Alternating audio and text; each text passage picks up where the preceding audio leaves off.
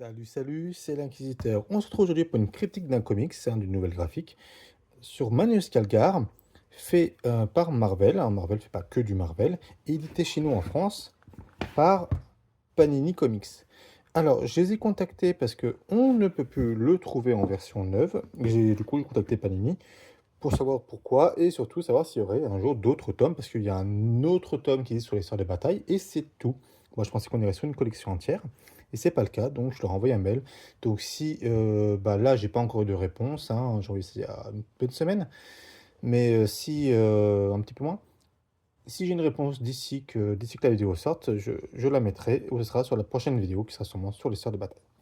Donc là, je vais aborder la vidéo un peu différemment de d'habitude. D'habitude, je essaie de faire un truc très court hein, pour faire un avis rapide. Là, cette fois, j'ai eu envie de changer et de faire un truc peut-être, je dirais pas un peu plus poussé, mais ouais, c'est un petit peu, on va dire, avec bien sûr mes maigres compétences. Donc, basé sur Manuel Scalgar, faite par Kieran Gillen et Jason Burrow, etc. En fait, c'était plusieurs chapitres qui ont été réunis en un. C'est Gillen, qui est au scénario et du début à la fin, et c'est plutôt pas mal. Donc, ouvrons ensemble ce comics. Alors déjà, il est vachement de bonne qualité, que ce soit le papier, etc. Là, il y a un petit effet assez agréable. Ils ont bien fait. Donc là, c'est la première image qu'on a quand on ouvre ce comics. C'est donc une composition qui est assez agréable.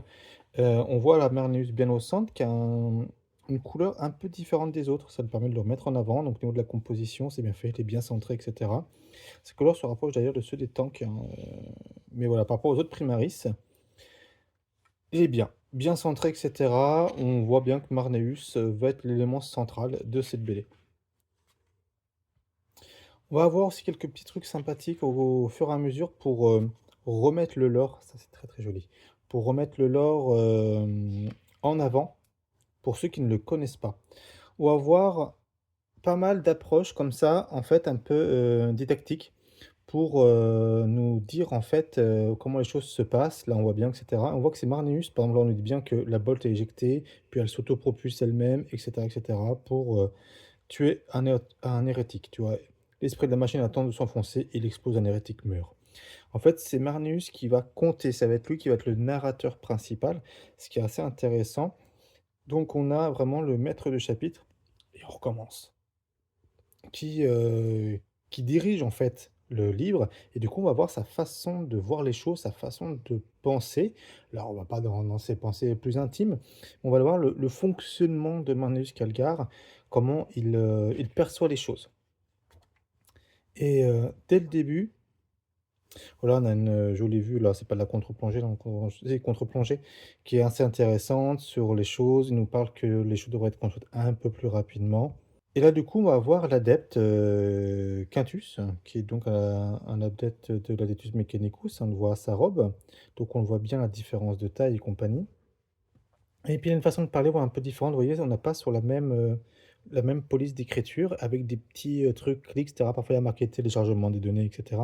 Ils essaient vraiment de que ce soit le plus immersif possible pour bien mettre la différence entre Quintus et Marneus, ce qui fait que bien la différence, c'est quand ils parlent, on ne peut pas se tromper entre les 2 parce que les 2 vont rester ensemble jusqu'à la fin. Donc là, ils sont aventis d'une attaque.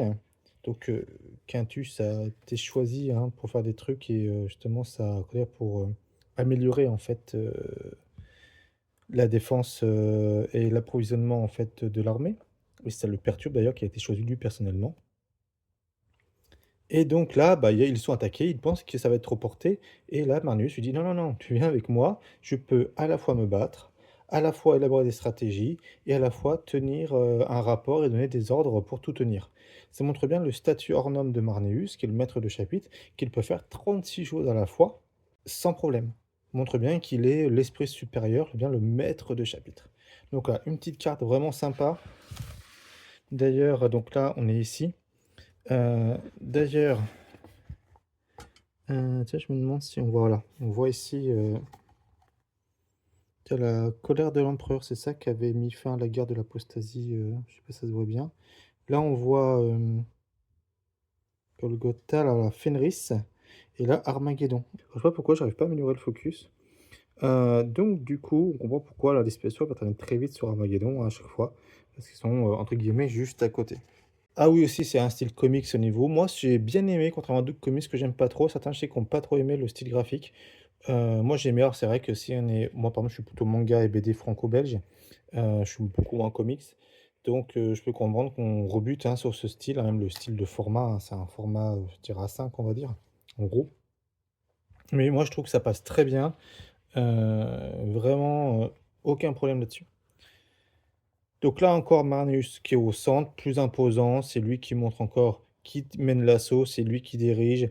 Toujours le même truc, on change un peu sa couleur pour qu'il ressorte, en mettant, comme ça les hérétiques qui meurent en cercle autour de lui. Il a une classe phénoménale avec ses gantelets. Moi, c'est une figurine que j'adore, depuis toujours. Je suis pas ultramarine pourtant, dans l'âme, mais Marnus Calgar avec ses 2 gantelets, avec, les bols qui étaient en dessous, c'est un kiff personnellement.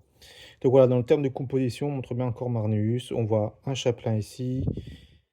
C'est à peu près tout, et sa garde, bien entendu, qui est tout le temps avec lui.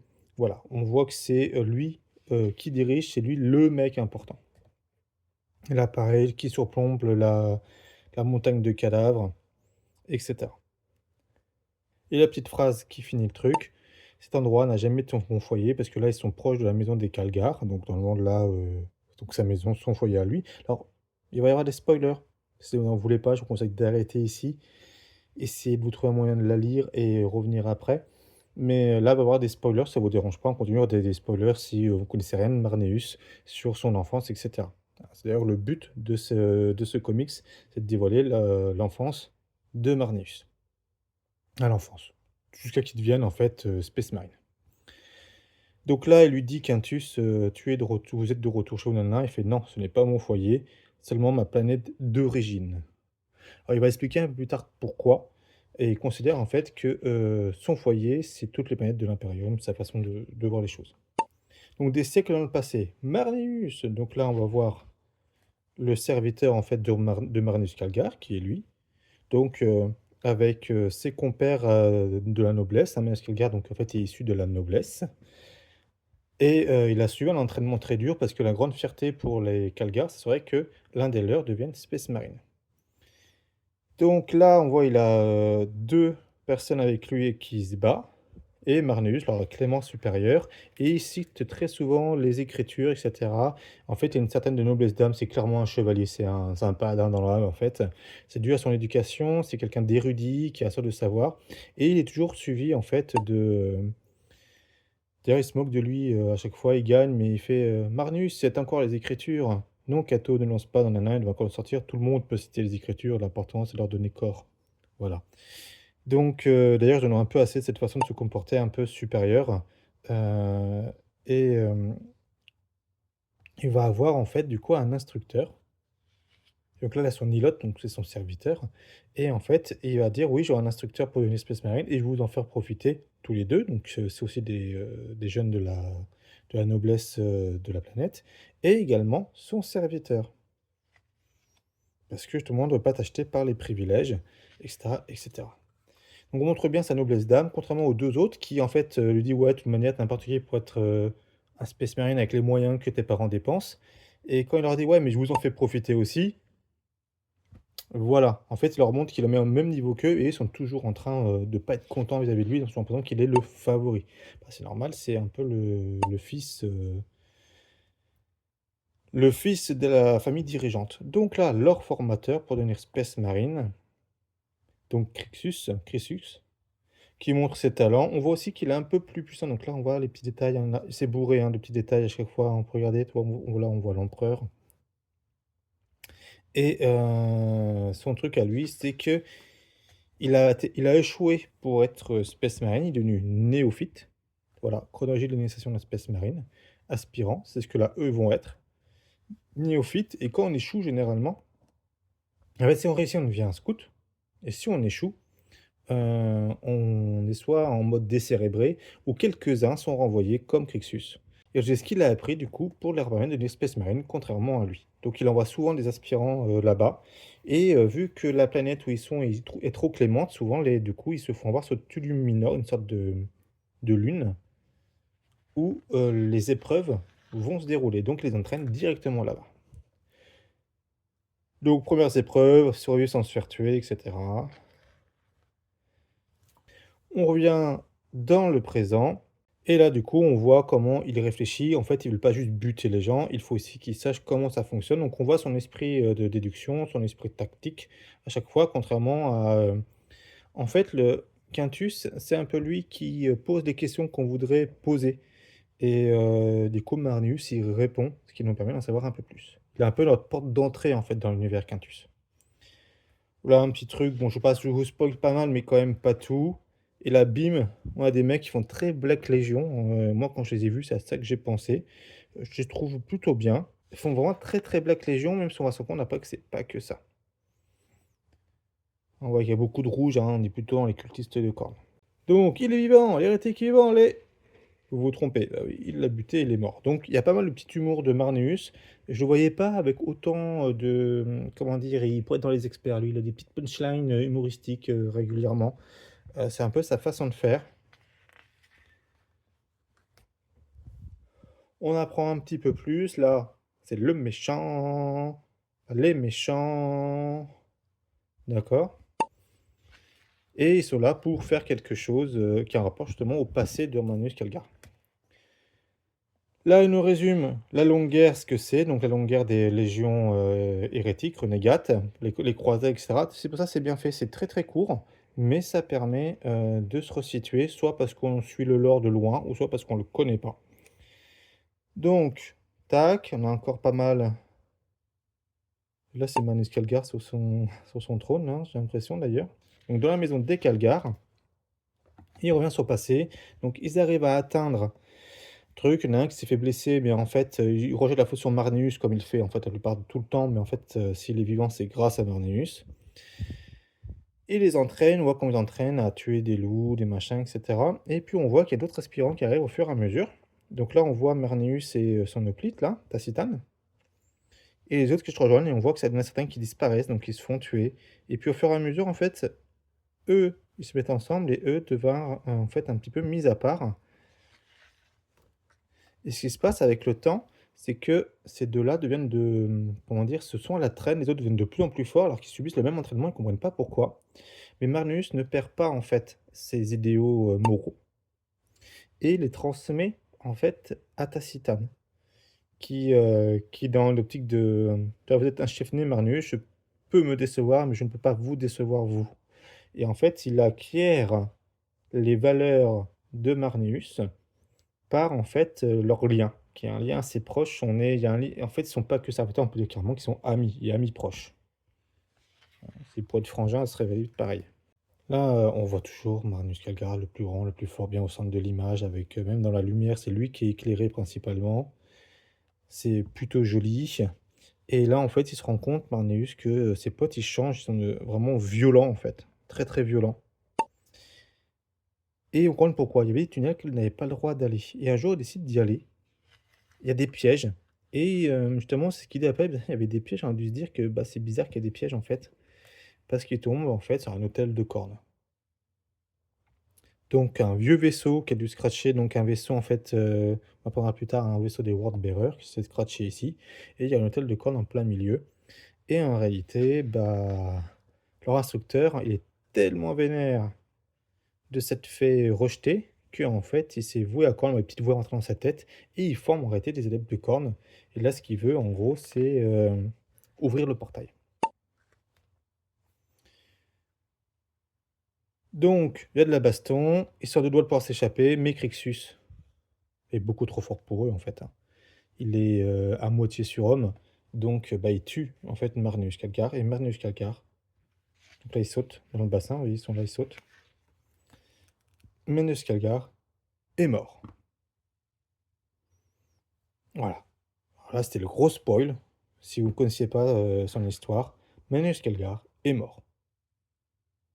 Et ce qui se passe, c'est que Tacitane, c'était l'idée insupportable qu'il meure. Je deviendrai un marine, Tacitane serait Magnus Kelgar. Et là, on voit justement la caméra en dessous pour montrer sa détermination, sa force, sa résolution, que en fait, Tacitane devient Marneus et qui va en fait suivre les préceptes de son ami qui est décédé et devenir la meilleure version de lui-même.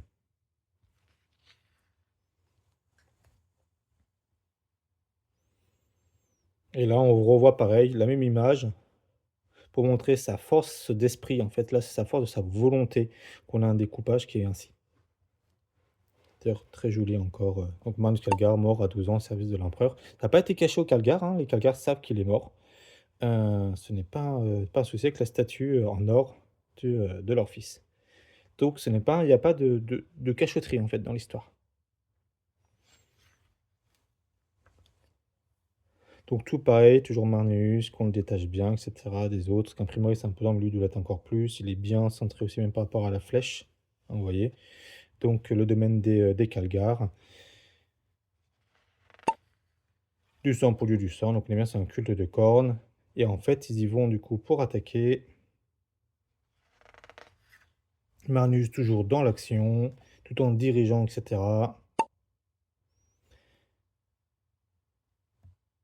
Les gantiers d'ultramar sont conçus pour massacrer des hérétiques par activer des machines agricoles. Voilà. Là, on a l'objectif sur l'impérium, le Moyen-Âge technologique, l'ère des luttes, l'âge des ténèbres, la nomination du maître de guerre. Donc voilà. Avec toujours des petites phrases, j'en ai pas parlé tout à l'heure, mais petites phrases en fait qui. Voilà, par exemple, si l'empereur est un dieu, il est omniscient. S'il est omniscient, pourquoi choisir Horus plutôt que Guilliman? Bien sûr, la réponse est que méditation sur l'hérésie de la commémoratrice Silentia. Donc voilà, par rapport à la religion. Toujours pareil, Marnius là au centre du massacre pour montrer que c'est en gros, c'est presque là, il est peut-être présenté comme avec recouvert de sang, avec les flammes d'arrière-plan, un peu comme presque un dieu de la guerre. Donc vraiment un ange de l'empereur Dieu, un ange vengeur, un ange destructeur. Avec ce travail-là des couleurs, qui sont pourtant avec les couleurs plutôt de cornes, hein, couleur de la guerre, du sang. Et on revient après dans son passé, alors je coupe des trucs, hein, je vous dis pas tout bien entendu. Donc il découvre le cadavre de Marnius, mais pas celui de Tacitane.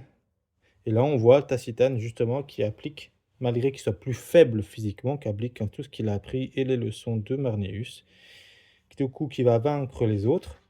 Donc on pourrait penser du coup qu'il va réussir à s'enfuir. Il essaye, là il envoie un message, il essaie de tout faire péter. Mais Crixus, faut pas oublier que c'était un bébé Marines, et qui va tout simplement le choper. Mais le truc, c'est que c'était la veille des épreuves, et du coup les Space Marines sont déjà là, et ont entendu le message qui leur permet d'arriver du coup très vite. Et là, Crixus, qui est montré comme un monstre vraiment surpuissant, en plus dopé à l'énergie de corne, va se faire massacrer assez aisément par le Space Marine. Mais ce faisant, va alimenter également l'hôtel, en fait, qui est une sorte de portail warp. Et là, on voit les deux, Kato et je sais plus qui, là, je sais pas comment ils s'appellent, se faire appeler les deux anciens amis hein, de Marneus qui se font choper dans le portail. Là, on voit les deux se font avoir, un petit symbole de corne, etc. Il voit le truc, il ferme les yeux tout de suite, ce qui fait que c'est pour ça qu'il n'a pas été buté. Il lui demande qu'est-ce que tu fais ici? Il lui fait je fais les tests d'aspirant, je suis un aspirant. Triste départ, un aspirant digne de ce nom serait déjà de nouveaux débuts. Et c'est là qu'il commence en fait son ascension comme Space Marine. Donc là, on explique aussi ce qui s'est passé après. Là, c'est toute l'histoire jusqu'à la Grande Faille. Donc la deuxième fondation, la mort de Gilliman, etc. Gilliman qui revient. Petite phrase assez rigolote ici, je ne sais pas si vous arrivez à lire. Mais louez l'empereur, Gilliman marche de nouveau parmi nous. Nous sommes bénis de vivre une telle époque. Dernière parole du prêtre Avenius Potus avant d'être victime d'un barrage de soutien du 34e Ardium. Bon, un tirami. Donc là, ça fait écho à l'image qu'on avait tout à l'heure avec Marneus qui était fondé là. Là, on voit le domaine des Kelgar complètement en sang. Pas en sang, ce que c'est cornes veut dire en flamme. Donc en ruine même. Et on explique là seulement la stratégie parce qu'il savait clairement que c'était une diversion là où la Terre en est avant. Mais on voit sa stratégie. J'ai fait en fait de répondre à la diversion. J'ai laissé une ouverture pour pouvoir les rassembler et les attaquer en force et les écraser d'un coup. Donc on nous montre ce côté tacticien. Il s'en fout hein, complètement du domaine des Calgars. Voilà, hein, ils peuvent tenir le mur, mais ces petits murs, ils ne tiennent plus rien du tout. Il les massacre. On voit aussi ces petits côtés, ces réflexions. La trahison, c'est une chose, mais il y a aussi l'inquiétude. On peut tout endurer pour devenir l'espèce marine et quand même finir par se dévoyer ainsi. Quand il voit les hérétiques, on a souvent des petites phrases comme ça de lui. Ce état d'âme, c'est pas qu'il doute, c'est qu'il sait qu'il doit toujours être vigilant et aux aguets par rapport à ce qu'il voit, sinon il pourrait finir ainsi. Donc c'est pas du doute, c'est des questions pour, en fait, le cas de son point de vue, c'est des questions pour renforcer sa détermination. Donc là, justement, il y aura les épreuves et on voit le nombre d'aspirants qui descend au fur et à mesure. Tacitane, là, galère, complètement, hein, mais il était quand même pas mal entraîné et à la fin, il n'en a plus qu'un, Marneus. Sur les, 300 là-bas, 298? Non, 300. Il n'y en a qu'un seul qui passe aspirant et encore parce que, c'est sa volonté, en fait, qui le fait tenir. Il aurait dû mourir, là, dans les épreuves bien avant, mais sa volonté le fait avancer. Donc nombre d'aspirants 1, nombre de néophytes 1. Ça, c'est joli ça. Toujours les effets de lumière, moi je trouve plutôt sympa. Donc on avance toujours dedans, je vous passe. Ah, donc là on a...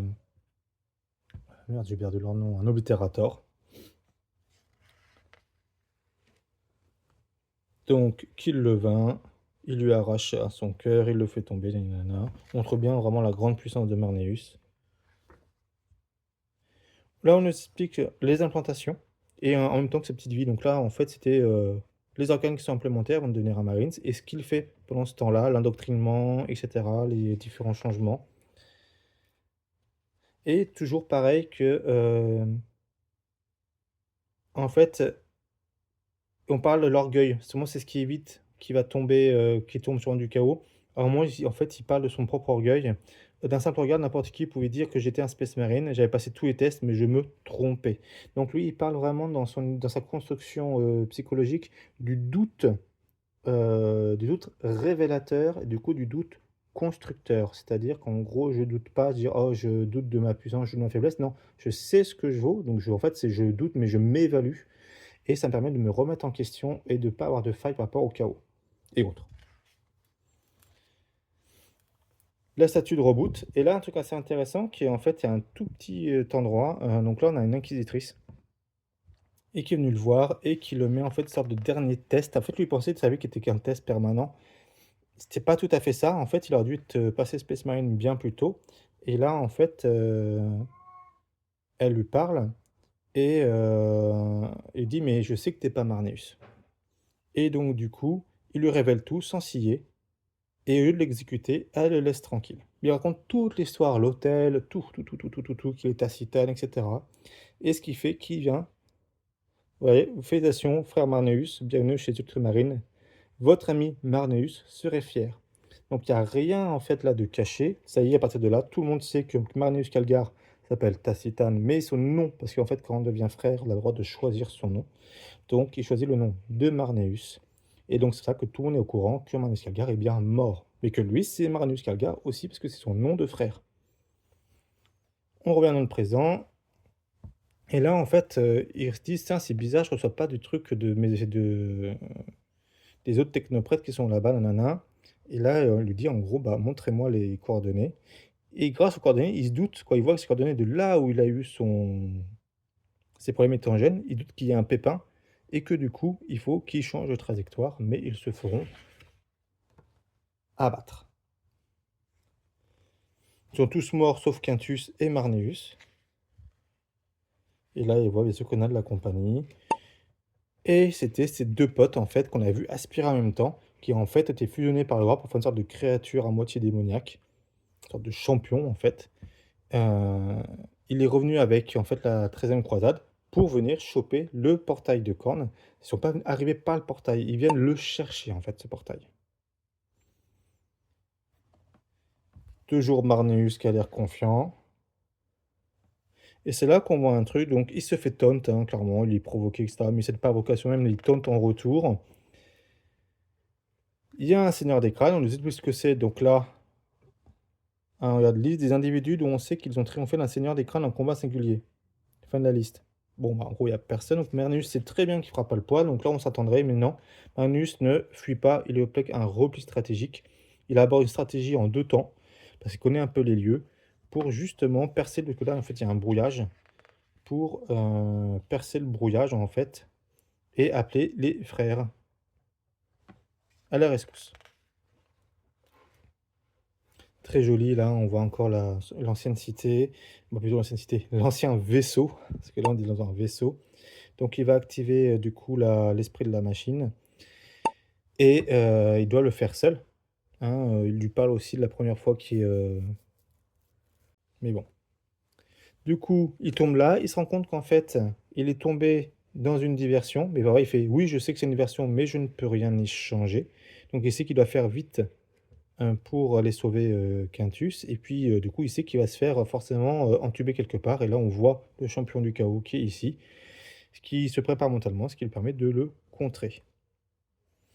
Donc là, Quintus qui risque de se faire tuer, il semblerait, hein, il n'a pas fini d'activer l'esprit de la machine. Donc là, ils se battent, petit échange, et cetera, du sang produit du sang, je vois une ouverture, nanana et en fait, il se laisse percer son cœur, parce que l'autre, il est tellement manipulé par la vision qu'il a eu en train de percer son cœur, qu'il veut faire que ça, en fait. Donc il le laisse faire. Petit retour sur sa vie, parce que tu n'as pas idée de ce que nous avons vu, petit Marine, et vous n'imaginez pas ce que moi j'ai vu. Donc on voit en fait sa vie là, en tant que Marine, et cetera, un 30 mecs de chapitre, toutes les horreurs qu'il a dû affronter, le premier à franchir le Rubicon Primaris, donc du Eldar, du Tyrannide, beaucoup de Tyrannide, de l'Orque, du Nécron, du Tau. D'ailleurs là, hein, on voit Gilliman, Belisarius Cole et Ivren, hein, ici. Encore, quand Reboot est apparu. D'ailleurs, je préférais l'ancien design des avatars, mais ça c'est personnel. Et là, il lui arrache une des têtes. En fait, il s'est fait exprès de se faire percer un cœur, mais il en a deux. Donc, pour pouvoir en fait approcher et vaincre le champion de Corne. Et c'est là que moi j'ai un truc bizarre. Donc, du sang pour Dieu du sang, des crânes pour le trône de crâne. Donc, ton Dieu voulait du sang, en voilà. Quant à son autre exigence, nous allons le décevoir parce qu'il va broyer le crâne et le jeter. Et c'est là que c'est bizarre, il se jette. Alors, est-ce qu'il se jette pour rechoper les morceaux de ce confrère éclaté ou parce qu'il veut en fait se mettre à l'abri? Mais, tu vois, il tire et du coup, bah, il se fait complètement déchiqueter. C'est là où Marneus Calgar, le jeune, hein, est mort, à cet endroit-là. Exactement pareil. Mais c'est assez bizarre le fait qu'il saute. On a vraiment l'impression qu'il veut récupérer la tête de son pote. Donc là, il sort avec un cœur en moins. L'autre, il a buté. Ce qui lui fait une petite blague. C'est peut-être là qu'on a le côté un peu Marvel, peut-être c'est au niveau des blagues, mais c'est pas un, comment dire, c'est pas forcément le scénariste n'est pas forcément un scénariste Marvel. En fait, ça passe bien, honnêtement, hein. Moi, j'ai aucun problème. Faut pas se dire, ah, c'est un truc Marvel, nanana. C'est pas un Avenger, rien de tout ça, hein. Vraiment, ça passe bien, on est dans du 40K, moi, j'ai vraiment aucun souci. Et du coup, là, c'est ça, il se fait, ok, en gros, pour économiser du matos, ce serait mieux, en fait, que les soldats, bah, soient meilleurs. En gros, je vous laisserai lire le truc. Profitons de la vue. Il n'y a plus que le Seigneur des crânes. Ils vont aller à la bataille. Et voilà, il va sauter, arracher la tête du Seigneur des crânes et le plomber. Et c'est la fin. Et justement, on a un petit truc. Là, il lui pose la question, et l'hôtel? Bah, quand je suis venu ici, il y avait un hôtel. Il a disparu. C'est-à-dire que les mecs, en fait, sont venus pour rien. Donc là, le Quintus, je lui demande, mais il est où l'hôtel? Il fait, attendez, en gros, j'ai un Seigneur des crânes à buter avec mes frères. Et on a la réponse ici, ça, on a fait bien gaffe. Donné à complète, nanana. L'hôtel sombre. Inquisitrice Malapax Ordo Hereticus. On n'a pas le nom de l'inquisitrice qu'on a eu avant, bien avant, là, qui va demander en fait la foi et la vérité à Tacitane. Voilà. Mais du coup, à mon avis, vu qu'elle a eu son histoire, bah, c'est elle qui a retiré l'hôtel de Corne. C'est-à-dire que les mecs, depuis le début, étaient venus chercher un hôtel qui n'était pas là depuis X centaines d'années. Et voilà. Donc on est sur un comics en one shot, hein, qui se fait lui-même. On apprend pas mal de choses. Alors moi j'ai passé ça assez rapidement. Honnêtement, il se lit très bien. J'étais surpris sur le comics, il se lit très vite et celui-là j'ai mis plus de temps à le lire parce qu'en fait il y a pas mal d'infos à prendre en compte. Il y a aussi un vrai plaisir de lecture. Euh, et la façon de penser de Marneus qu'on va vraiment capter. Il parle en fait au début, là j'ai survolé le truc, mais il parle vraiment qu'il évalue les armes qu'il a à sa portée. Donc Quintus est une arme, est une option, comme tous les autres trucs. Donc il est vraiment dans une gestion de tacticien. Donc vraiment dans la pure tradition de Reboot Gilliman. C'est un mini reboot en fait complètement. Il est un combattant, c'est ce qu'on en montre tout le temps, mais surtout un tacticien. et ce qu'il va en fait s'évertuer à nous montrer dans son passé et dans son futur. Bien sûr, nous, ce qu'on tient surtout, c'est que, bah, Marneus n'est pas Marneus, mais vraiment on reste là-dessus, on passe à côté, en fait, de l'essentiel. Marneus est devenu Marneus, Tacitane est Marneus. Il a, fait sienne toutes ces, idéologies en rajoutant les petits côtés à lui, c'est-à-dire la loyauté et cetera, ce qui fait qu'il est complètement incorruptible et on voit sa façon de penser en termes de tactique, en termes de stratégie, tout le long. Je vais faire une ouverture exprès pour que les gens s'y engouffrent et nanani nanana. Je sais que je suis, pris dans une diversion, c'est-à-dire qu'en gros ça va venir d'ailleurs. Je m'y prépare, je peux rien y faire maintenant, mais je m'y prépare et cetera. Je vais perdre un cœur, bah, c'est pas grave, ça permet de gagner derrière. Donc on vraiment dans cette idéologie, donc très agréable. Moi, je vous la recommande vivement. Donc à l'époque, je l'avais acheté combien? 22 je crois, à l'époque. Je sais pas si à son prix, ça joue là, l'ISBN si vous voulez faire une recherche. Je crois que ça avait acheté 22 €. Honnêtement, ça les vaut, hein, largement. Mais il n'est plus disponible à l'heure actuelle. Peut-être qu'il reviendra, mais j'attends la réponse de Panini Comics. Sur ce, dites-moi si ce format beaucoup plus long vous a plu.